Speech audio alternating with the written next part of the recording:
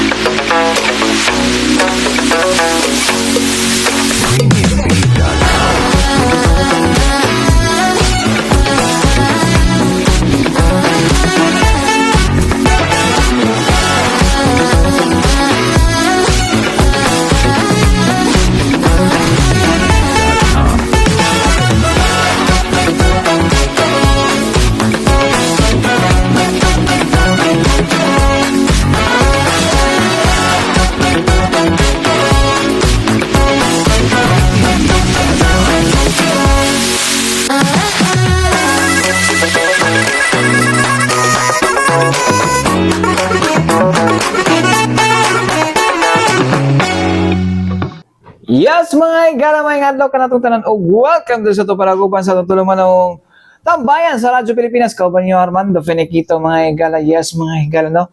Kamusta tang tanan? Maghami sa ikot tanawon lagi diri ay. Sa reflection na din sa sugad eh. Anyways, mga igala, to kamusta lagi mo diha? Okay ba tantanan, no?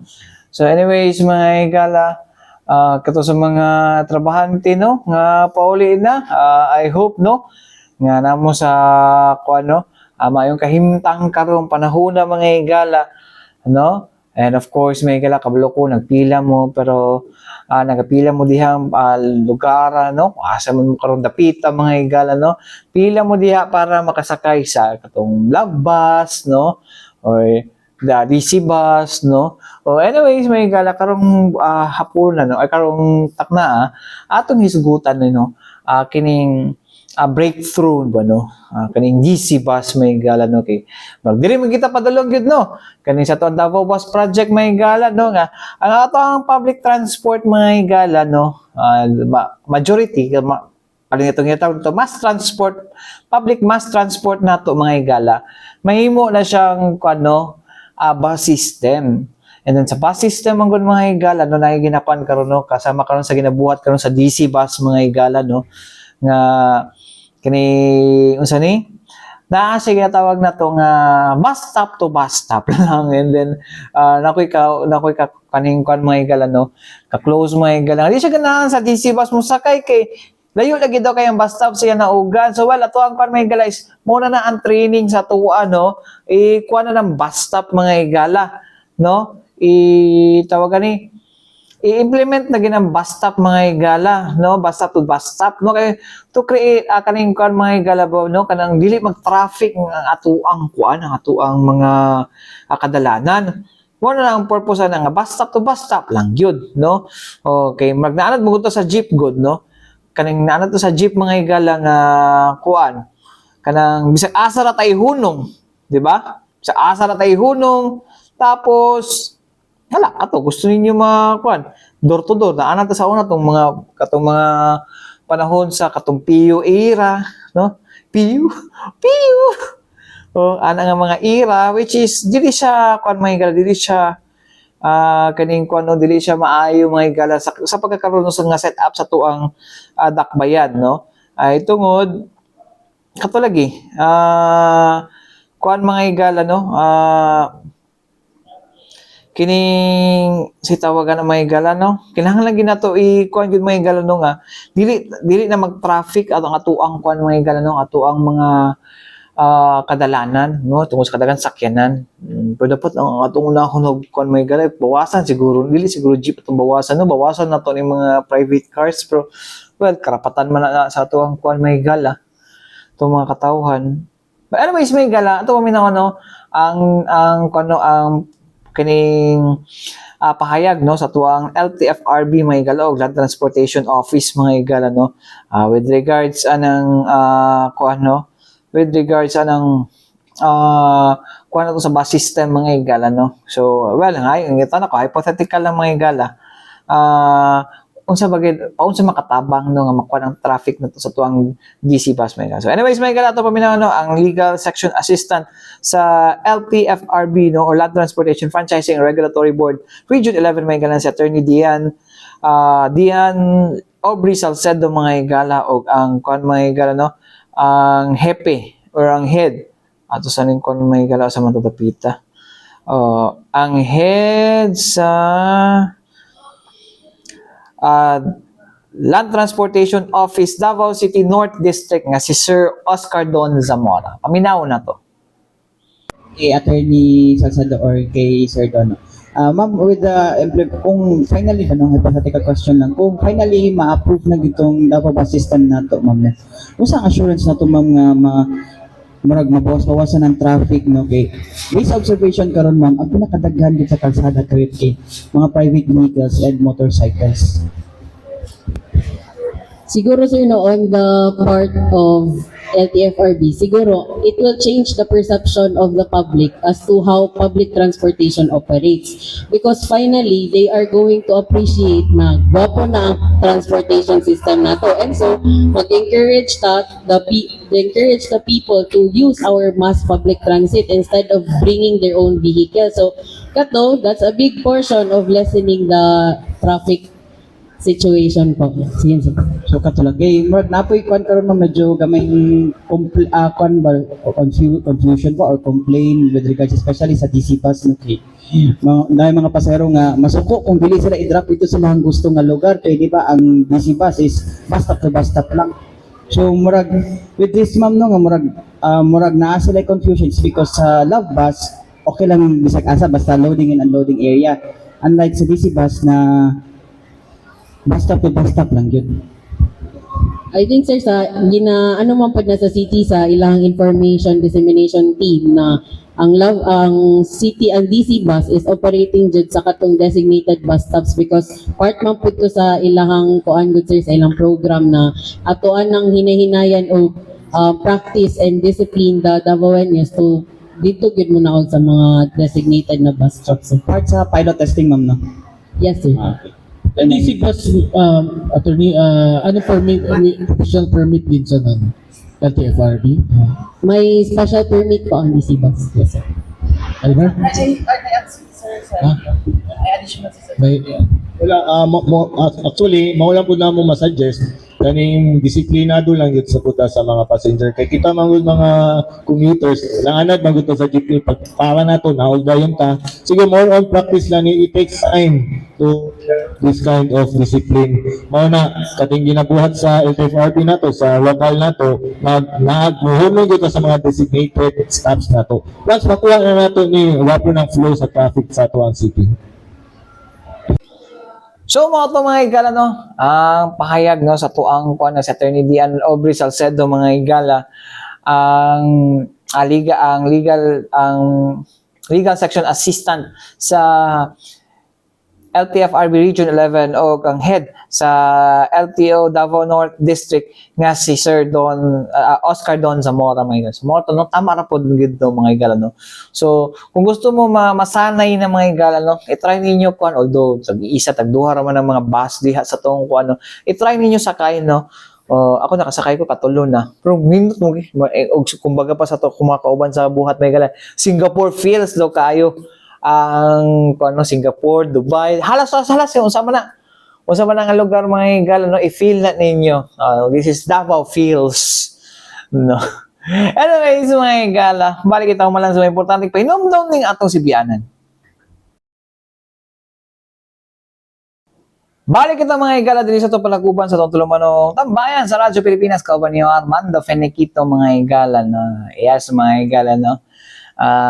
Kamusta no? Kamusta ko perminti sa inyo mga kamusta inyo hang kwan karon yung hapon no.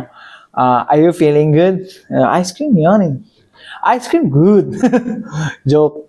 So, bitaw mga igala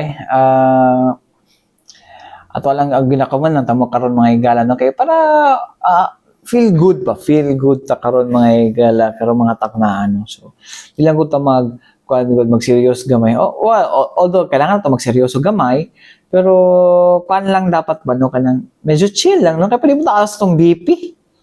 Ay nako. Anyways, may igala na sa to pagkakuan ato paminaw no mga update ikan sa to ang Davao Light and Power Company. Especially sa itong City Disaster Risk Reduction and Management Office mga igala no. Kung usa ba ilang mga updates karon no. So dagan sa action, dagan sa update mga igala. Anyways, mga igala ato paminaw no. Ang ilang mga update pinagi sa ato ang Deputy Head sa City Disaster Risk Reduction Management Office mga igala nga si Sir Rudy Incabo o ang Reputation Enhancement Department Head sa Davao Light and Power Company nga si Sir Fermin Edelion. Paminaw na to. Usa sa mga challenges sa city government no unsa ang pag-engage og mga highly skilled or highly specialized mga training.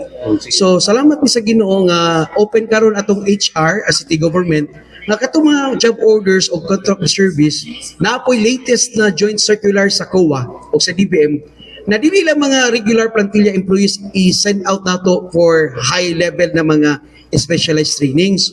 So karon na ay mga bag-o karong mga memorandum circular nga the government will allow for to send representatives no. I-train na to sila mga highly specialized training in relation sa pangutana na dili na siya limited sa mga regular employees. So katong mga cost of service GO, they have now the chance, the opportunity na to expand their horizon no when it comes to capability. So naaro yung mga changes, so magpadala ta o mga trainings to mention is katong mga scuba diving course, katong mga aerial mga aerial nga mga response. In fact last year naami unta naka-schedule na katong collapse structure na trained sa in the RMC no sa OCD, pero due to uncontrollable reasons wala na dayon, pero we're waiting last year with budget na may area katong area dito ni katong former na to nga kwadya sa kang Sir Adarna katong building mo to gamito na mga sample area nga for collapse structure na response. So hopefully madayon this year beyond our control na mga changes sa schedule. So gina not only ordinary capacity nato mga tao, gina high level na to as professional nga mga approaches o niya at the same time medyo high level po nga mga training ato ipadala ato mga personnel. Okay, salamat sir. Kay Sir Fermin, sir, would the Aboitiz group of companies through Davao Light be kind enough na makipart-partner sa city in terms of kining sa mga kuan naman sila paliton ng mga bagong equipment pareha sa katong kuan gani katong ginahimo gay nato sa una nga ma-detect lang siya ang kuan dapit kung asa tong dapit through the use of our tracking system, pwede ba nato na siya ma-incorporate pod karon sa plano pod sa ato ang CDRRM sir? I think katong pagsugod sa 911 yes. no? In fact medyo nag-modernize sa yuta in fact dili na kana ang ginagamit karon sa 911 but we started that kay mo pong available latest technology during that time karon magud na natay mga GPS Okay. or na natay GIS mapping, so kompleto naman. In fact, advanced ang ato ang city income sana. But as you all know, kami manggod sa Double Light and the Aboitiz Group, part manggid mi as we always manggid mi nagkatabang mi no sa development sa tong city kamo mo mo nato tambayayong no kinamangay gyud ta ani. But na-mention mo earlier sir na natay mga initial na mga kanang mga meetings with CDRMO sa kung unsa among pwede may tabang pud sa ilaha, and sakaya lang pud namo no. Napod may mga engagement no and mga pa-meetings na ginabuhat with the public safety as well.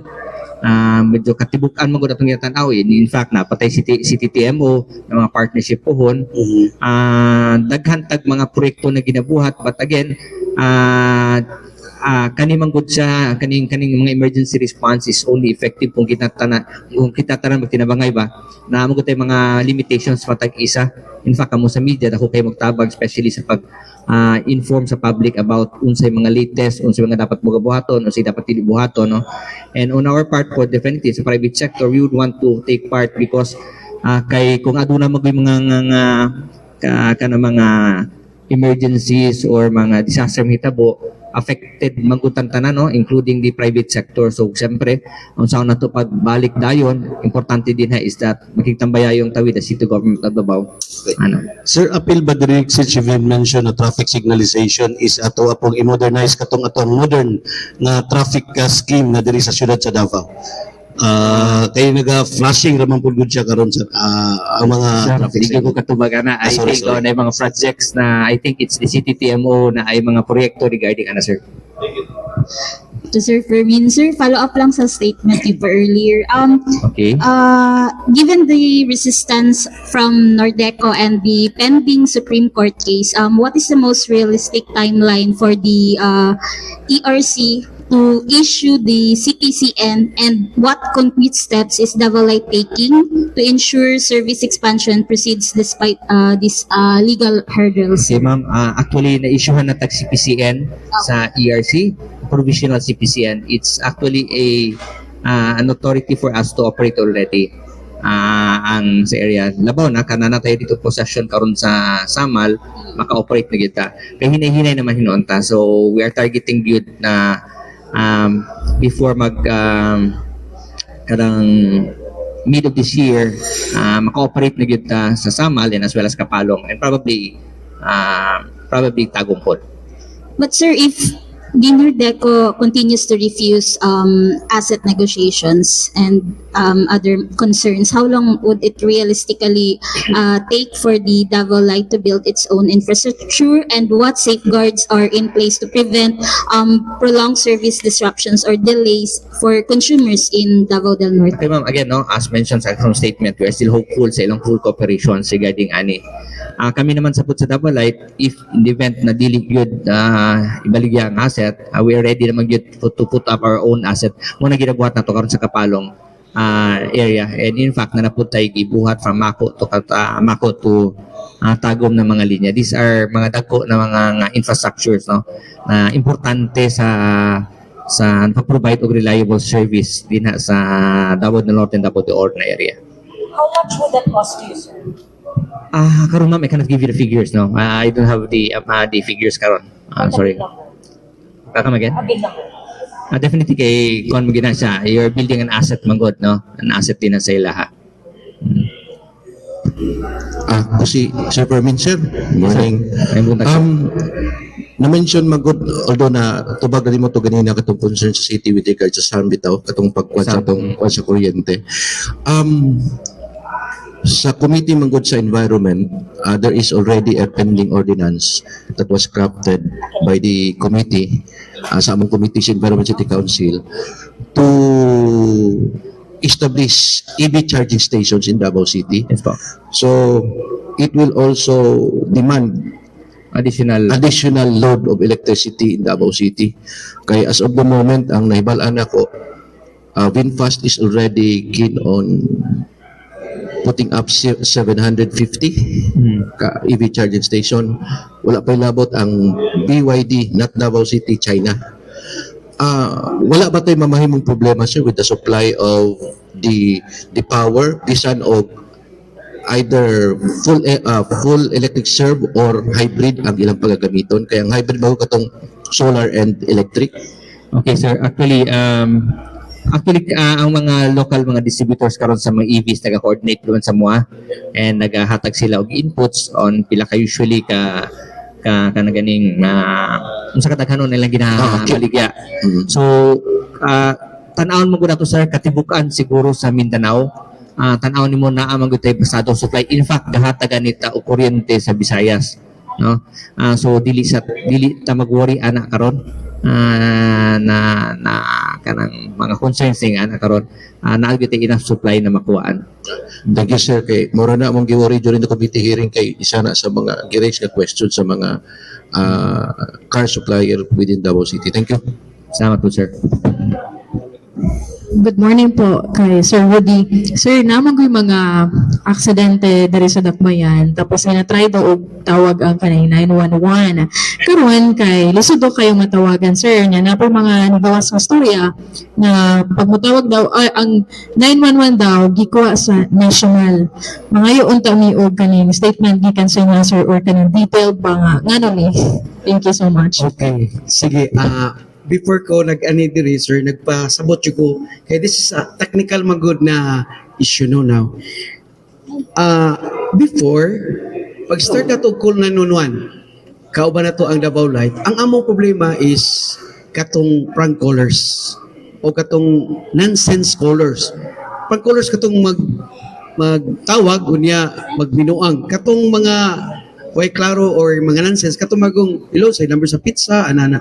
But right now starting last year nakahatag ko ni og challenge sa mo how to come up with another alternative.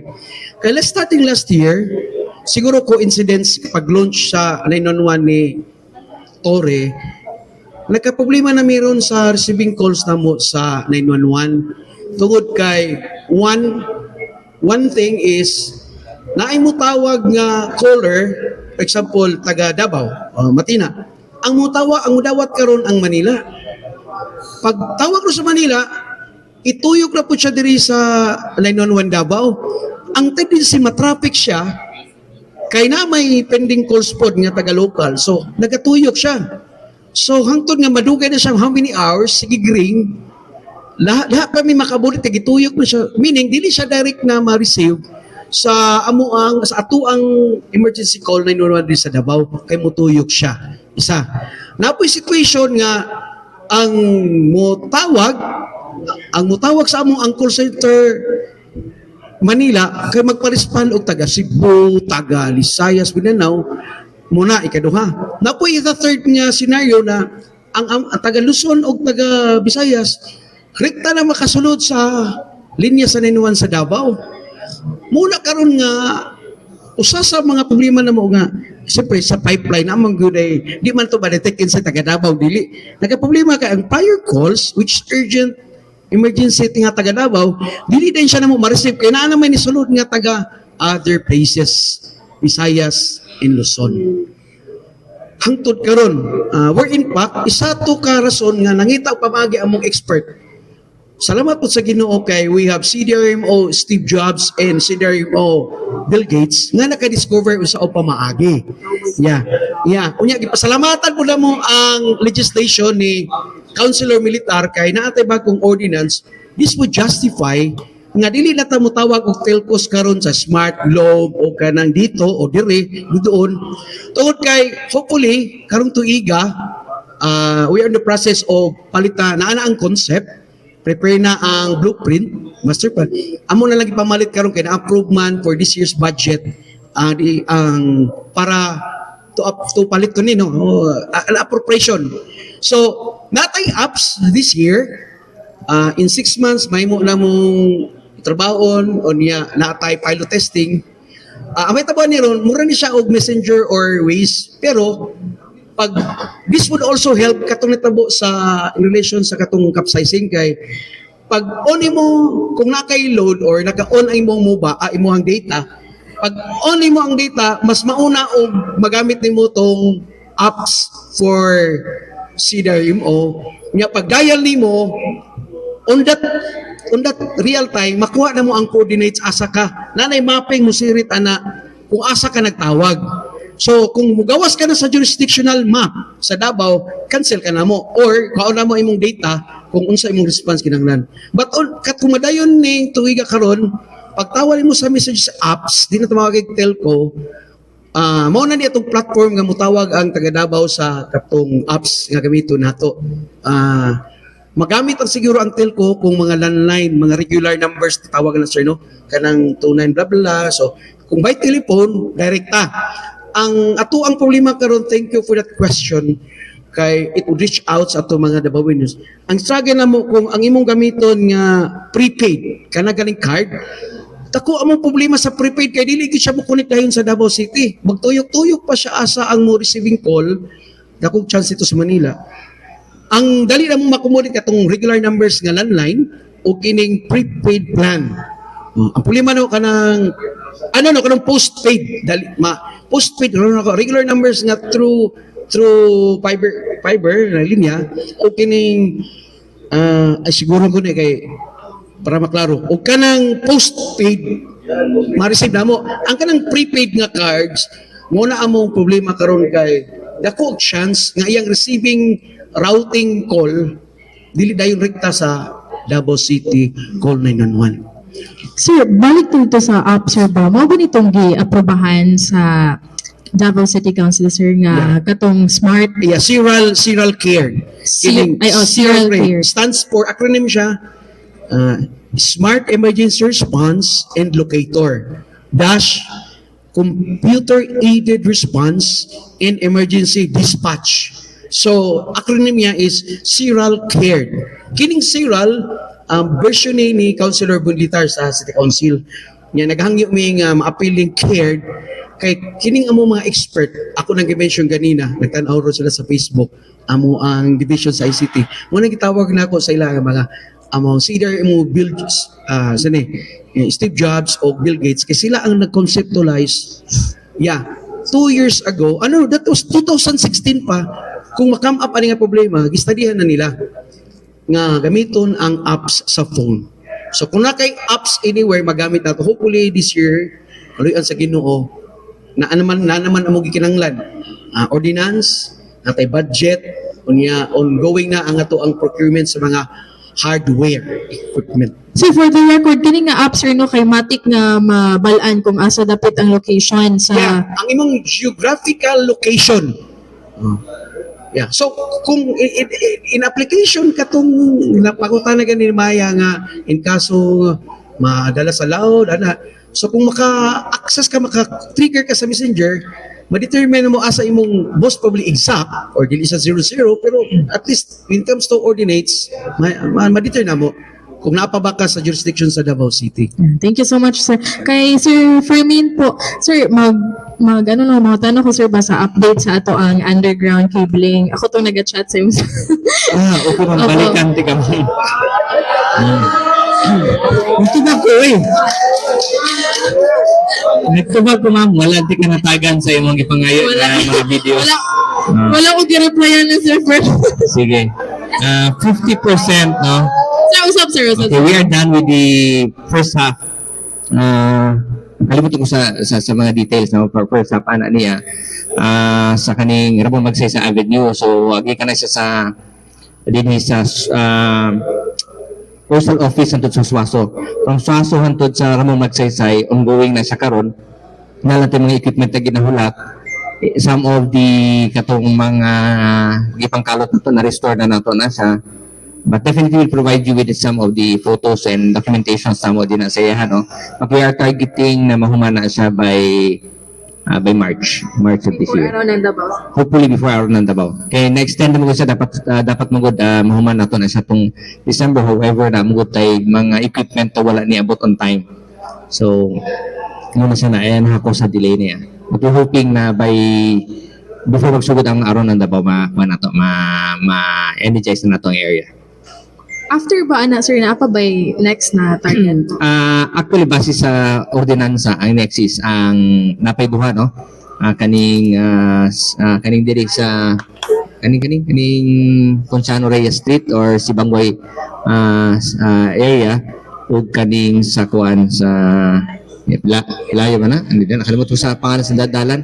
Kaning ruta na to sa mga parades na to, and including kaning cloud kaning sa kaning likod parallel kaning sa may Nabudok na area sa dalanan na Quirino, including din na. Thank you, sir. Wala lang may detalye pa kung kano sa masugdan. Thank you, sir. Lang mga Kaiser and Capo. Sige. Ako lang take the chance lang, ako lang mapasabot.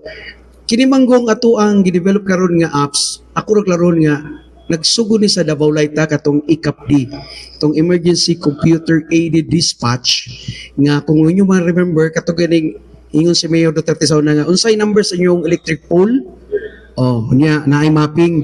So gi-enhance pag yun kini nga version. So muna ning cared nga istadihan sa amo mga expert sa office. Nagtanaw karon sa pangalan ni Engineer Santi o ni Jipoy o ni Eli. Okay. So katong ikap ninyo sir, mo na ni among gi-develop para dili mi ka disturbo sa Davao Light magkuha og data. So karon direct na sa CDRMO. Sir, based on your answer earlier, Nimon ka, are you saying na pag-establish aning Central 911 sa Manila, nag-receive na tayo, naka-experience na tayo problem sa atuang Interference, it might be a coincidence, pero dito ginamo nabantayan last year nga katong di onslaught sa ilang kuan, na unsa sa ilang pagsugod sa ilang 911, dito na nagka-problema nga na interference sa 911 nga nagadawat ng mga calls, emergency calls, not only sa Davao City. Ngayon mo nang open. last year na-start? Last year nag-start. So pwede na to In fact, kami letter ato na amin nag-request mi makiglingkod mi. Hopefully, ongoing pa karon kay busy pa man tanan. Nami letter last year nga we would like to sit down discussion with DCIT, NTC para maklaro na mo ang usa nitabo, usa katabot the coordination. Sa imuhang pagturuan. Well, of course, I will not say whatever. Maana coincidence lang at pag-launch nila dito sa Manila, dito nag-start ang Kalbaryo sa Davao City. Central. Definitely, yes. One is we need urgent and immediate response. Pero kung it will take a delay, okay, magdiha pa lang sa tawag, malangay naman na to ang mga caller. Dili may ka-response na yun. So, unay mo receive nga Tagalog, niya ang mutawag taga kalina, dili Tagalog, yan tinuda na yung nasuko sa amo, ani sir, kay nasuko siya, nga ano man nagtawag naman ko, bakit magtagalog man mo? So, isa na. Usa ka barrier na nga atong kuan ba, atong nasuko among caller kay first round niya nga tawag na dawat sa Tagalog, nasuko siya. So, dial na po siya 911. Nya at that moment, ang nakatawag na, ang naka-receive na, Davao City na call center. Di kasapaan ang atong call center nga call taker. Kaya naman Tagalog nga maglisod na bla bla bla na alalis lang niya. Naghatag naman ko data. Kay kita mo sa atong call taker na gunay basic 4 questions ba? Location, pangalan, unsa imuhang emergency call. So, dili man maupod ang protocol sa other 911. So, kita standing protocol lagi. So, mo to na ikasapaan ang atong it would definitely affect sa ato ang operation sa call 911 sa CDRMO Davao City. So ato na lang ng ano. Ang data gihatag na ako maguno, ang percentage is about call takers and use the stake. Wala may naka-monitor kay once nga ma-receive man gud namo, ang data sa mo is franco. Wala pa may di pa namo ma-segregate to sort it out katong mga interference. Ang napamugod dito nga naa sa mga triggers ang monitoring kini mga prank calls o katong nonsense calls. So wala pa may device o technology nga saan na mo paglikay sa 911 other station, I mean sa atin nga 911.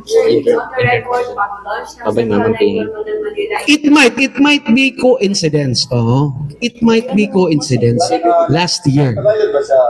Yes, of course. Muna mong mabitaw na nga pag naay magtawag pareha ni Lolo Bogi Basulo nagtawag siya. So akong giklaro o si Uncle Randy nagtawag siya. Akong explain ba kay mugawas sa Facebook ang reklamo sa amoa. So we have to find time nga na ay platform sa maani nga let the people Davao News na makabalo mo sa status na to karon. So for us mapikto sa amo ang pagserbisyo sa katawan, but it would be a challenge sa among IT division sa among expert to find ways kung saan mo pag-address in other way nga dili siya combative.